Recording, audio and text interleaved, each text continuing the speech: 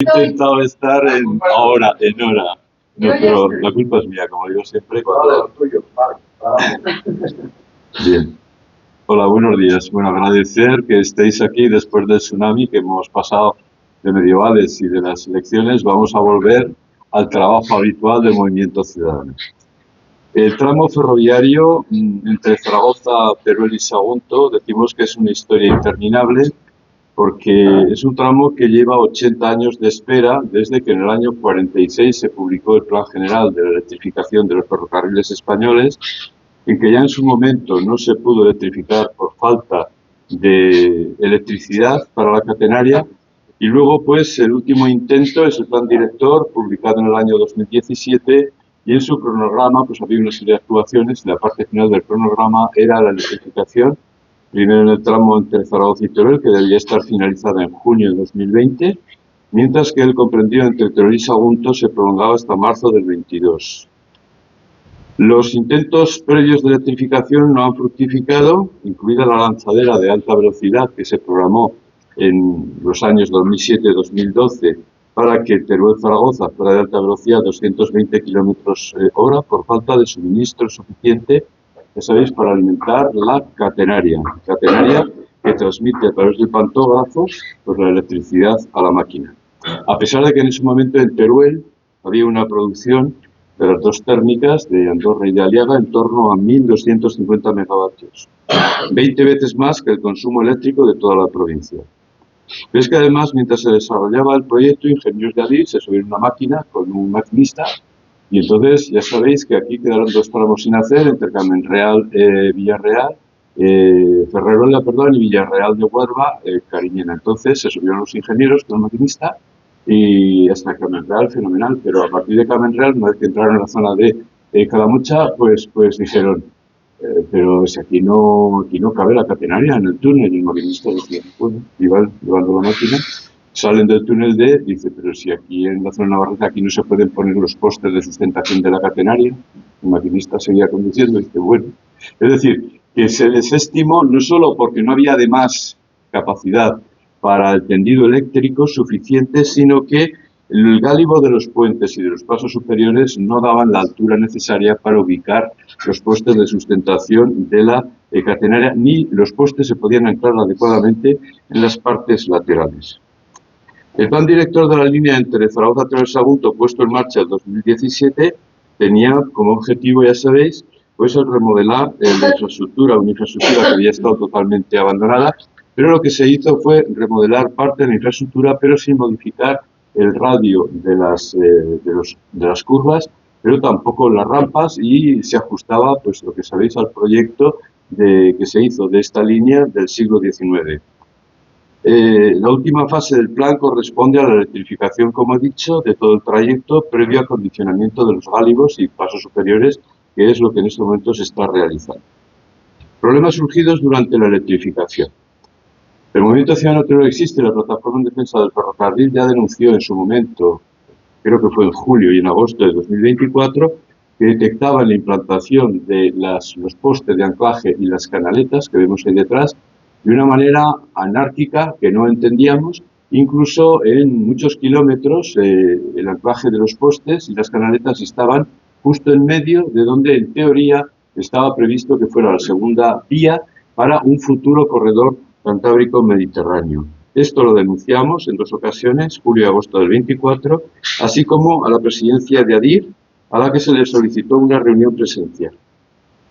Los trabajos de electrificación, a pesar de esta denuncia, pues continuaron, y en abril del 2025 Adif reconoció errores en el proyecto inicial, hablaba de problemas de la cimentación y carencias técnicas que obligaron a modificar pues, el contrato con un sobrecoste de 3 millones de euros. La reunión presencial con directivos de Adif, ya sabéis que fue bastante laboriosa, pero se realizó el 6 de junio del 25. Por parte de Adif estaba de manera presencial Fernando Ujena, que es subdirector de operaciones del sector este de Adif, que está en Valencia, y de manera telemática, creo que fue Gemma Aliaga, subdirectora de operaciones del sector noreste, es decir, de Cataluña. Gemma Aliaga, la verdad es que fue muy concisa al decir que La ubicación de algunas columnas de sustentación, pues que efectivamente ocupaban espacios de una futura y posible doble vía, pero que se ajustaba al proyecto. Y que si en un futuro se planteaba la doble vía, que no había problema. Se quitaban las catenares donde estaban, los postes donde estaban y se ponían en otro sitio distinto. Es decir, que como decimos aquí, pues que habiendo docenas de kilómetros de postes y canaletas mal ubicados, pues habría que cambiarlos. Es decir, se gasta pólvora del rey, que en definitiva pagamos ciudadanos. Y por otra parte, estas declaraciones no nos hacen ver luz, en el tan prometido y demandado corredor cantábrico-mediterráneo, sabéis, doble vía electrificada, altas prestaciones y uso mixto de mercancías y de viajeros. En la actualidad, y desde hace 22 años, en el tramo comprendido entre Zaragoza y Sagunto por Teruel, no hay construido del corredor ni un solo metro de vía, ni una sola traviesa puesta, ni una sola piedra de balastro. El puente de la equivocación. El puente de la equivocación, sabéis que este puente fue destruido durante la guerra y fue sustituido por un puente que se llama ahora el puente de la equivocación. En principio se tenía previsto 5 arcos, que pasaran 2 trenes por debajo del último arco que estaba lo más cerca de lo que era la carretera de Zaragoza, y lo que pasa es que en ese momento se creó Renfe. Entonces ahí Renfe decía que en vez de 2 vías quería 3. Entonces hubo aquí, reuniones acaloradas entre el Ministerio de Obras Públicas, luego también Renfe y también regiones devastadas, porque era la que construyó, digamos, las viviendas que hay, lo que denominamos la colmena.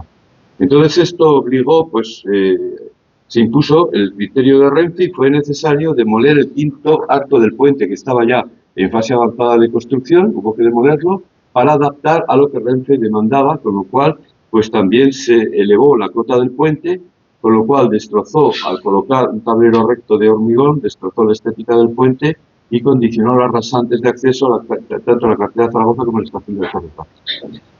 Bien, finalmente fue inaugurado en el año 54. Este puente, en mayo de 2023, se cerró al tráfico para iniciar su restauración prevista para 3 meses, que se prolongó hasta marzo del 2024. En total fueron 10 meses y además prácticamente duplicando su presupuesto. Al comprobar el ADIF que el gálibo no era suficiente para la colocación de la catenaria, al parecer, según proyecto, se iniciaron conversaciones con el Ayuntamiento de Teruel para buscar una solución, ya que lo que veíamos era, los turolenses veíamos los postes de la catenaria que sobresalían por la barandilla del puente y todo el mundo decía, bueno, aquí ¿qué es lo que va a pasar? Entonces había 2 opciones. Una era aligerar y disminuir, digamos, el grosor del puente, del tablero del puente, y la otra opción era, pues, rebajar la rasante de la vía. Pero esta última solución, que fue la que se adoptó, pues la verdad es que el rebajar la rasante de la vía plantea distintos problemas que no son compartidos ni por el personal ferroviario ni por técnicos cualificados. ¿Qué problemas plantea el rebajar la rasante de la vía en torno a 60 centímetros? Pues en primer lugar hay que levantar la infraestructura ferroviaria, los raíles, las traviesas, el balasto, el subbalasto, y en una longitud en torno a 300 metros.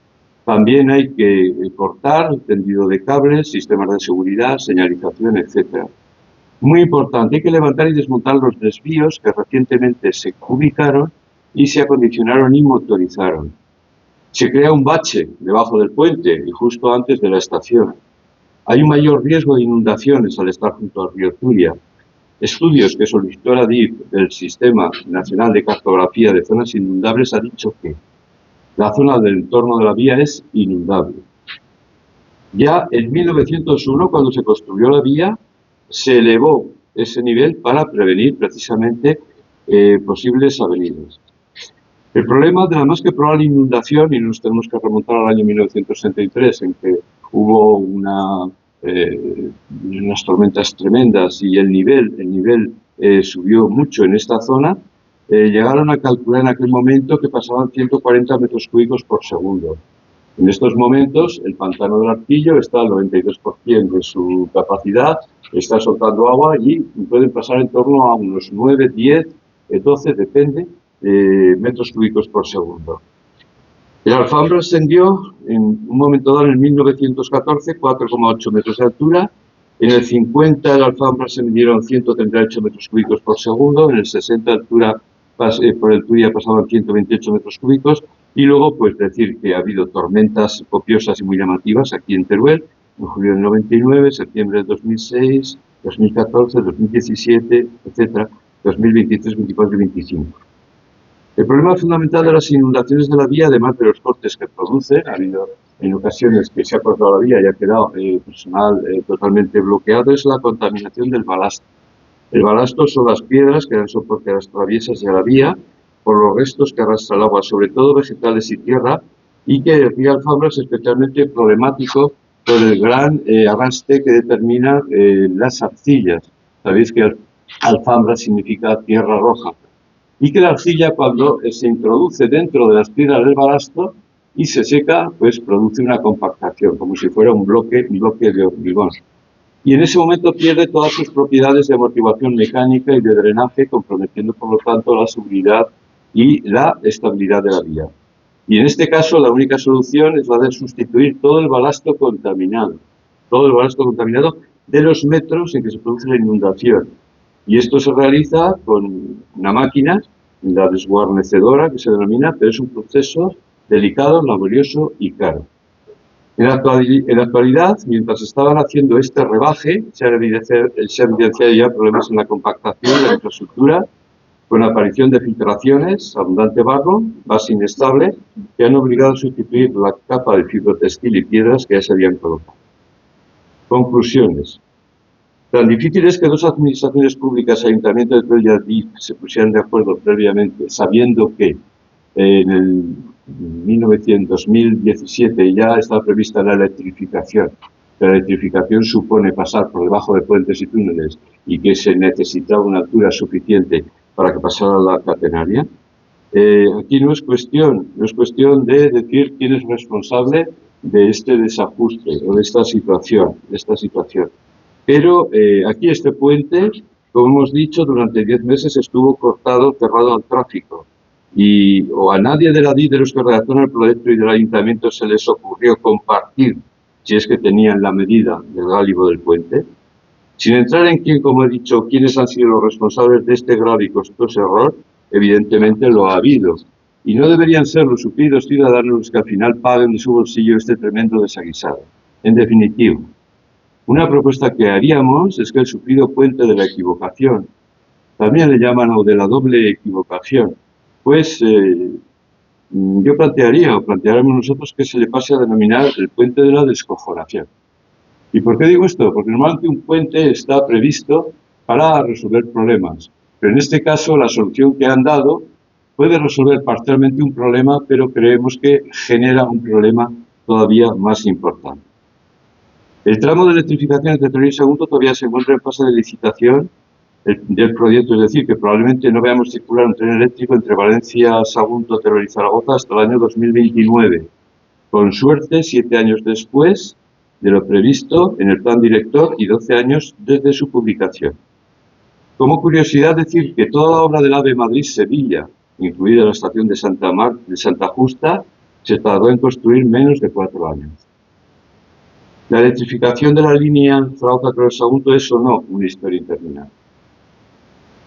Sugerencia a la DIF, y lo pedimos por favor, ya que se han levantado y desmontado los desvíos junto al puente y que inexplicablemente al remodelarlos les colocaron solo traviesas monobloc, es decir, son traviesas que solo sirven para el ancho ibérico, pues que ahora, y toda la vía está puesta con traviesas polivalentes, es decir, sirven tanto para el ancho ibérico como para el ancho internacional estándar o UIC. Entonces, pedimos por favor que ya que están levantados los desvíos, coloquen traviesas polivalentes, porque cuando toda la vía, que es lo que en un futuro será anchura internacional o UIC, pues entonces habrá otra vez que levantar todos los desvíos para cambiar las traviesas.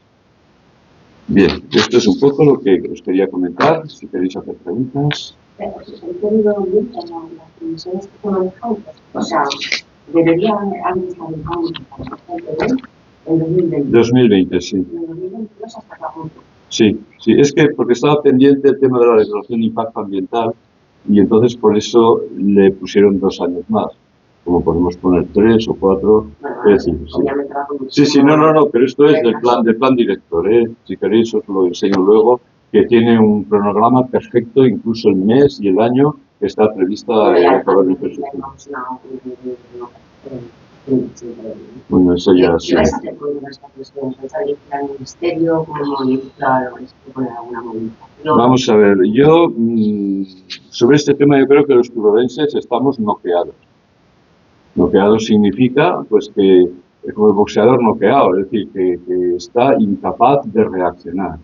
Está con los brazos cruzados, protegiéndose la cabeza, le está cayendo la del pulpo por todos los lados y es incapaz de reaccionar. Yo espero que esta situación nosotros salgamos, porque es que esto es tan absolutamente demencial, que yo creo que es difícilmente soportable. Estamos hablando de una comunicación ferroviaria entre la tercera y cuarta ciudades más pobladas de España. No hablamos solo de Teruel está en medio. Y todo lo que se está haciendo se hace con una desgana tremenda. Esto que oís aquí, de las catenarias colocadas donde en teoría iría el corredor cantábrico mediterráneo, las coloca en el medio. Y claro, cualquiera que no sepa nada dice, pero si primero los postes están a la izquierda, luego están a la derecha, luego están en el centro, las canaletas son irregulares. Sí, esto es un descalabro total lo que estamos viendo nosotros. Lo que vayamos a hacer, pues evidentemente, plan B y plan C ahí preparados. O sea, esto nosotros decimos, se nos dirá que somos alarmistas, que somos victimistas, que generamos alarma social y eso impide que vengan empresas a hacerlo. O sea, esto es algo muy bueno. Ya lo digo antes de que lo diga alguno. No, nosotros intentamos dar datos concretos y fiables. Y a partir de ahí, pues que cada uno saque las consecuencias. ¿Cuándo pensáis que estarán terminadas según vuestras previsiones, dadas las circunstancias? Mira, pues en principio, vamos a ver, una cosa es que esté terminada la vía para circular trenes que posiblemente estén a finalizar el verano, yo diría entre el verano y final de año, pueden empezar a circular trenes, pero trenes no eléctricos, trenes diésel. Lo que es la terminación que veamos circular un tren eléctrico entre Zaragoza y Valencia, pues creo que he apuntado aquí que nos vamos al año 29. Pero siendo muy optimista, es decir, 12 años después del plan director del año 2017. Por eso he puesto el ejemplo del AVE Madrid-Sevilla, pues que lo hicieron en menos de 4 años todo. Cuando se quiere hacer algo, se hace. Cuando no se quiere hacer, todo son excusas de mal pagador, excusas. No está ni siquiera edificada hasta el tramo